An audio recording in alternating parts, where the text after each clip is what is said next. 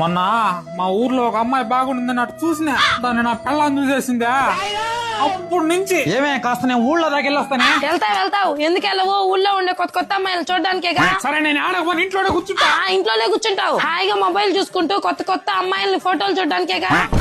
ఎక్కడుంది mobile? Mobile charging లో ఉంది.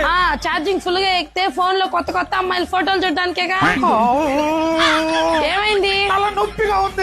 తలనొప్పి ఉంటాదిలే, రోజంతా వేరే అమ్మాయిలతో మాట్లాడుతుంటావుగా. ఏం లేదు, తలనొప్పి తగ్గిపోయింది. రోజంతా ఊళ్ళో ఉండే అమ్మాయిలతో అంతా ఫోన్ మాట్లాడుతుంటే తలనొప్పి ఏంటి? ఒంట్లో ఉండే అన్ని నొప్పులు తగ్గిపోతాయి.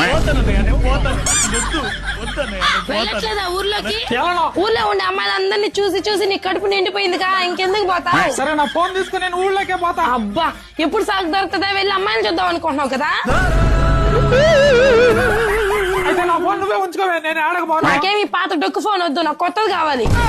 కొత్త ఫోన్ కోసం ఇదంతా తీసిస్తాను. మీ క్రెడిట్ స్కోర్ లేదు సార్, ఆ ఫోన్ ఈఎంఐ లో రాదు. ఎవరైనా చంపేసేలా ఉంది. క్రెడిట్ స్కోర్ లేదు సార్. ఏంట్రా ఈ క్రెడిట్ స్కోర్?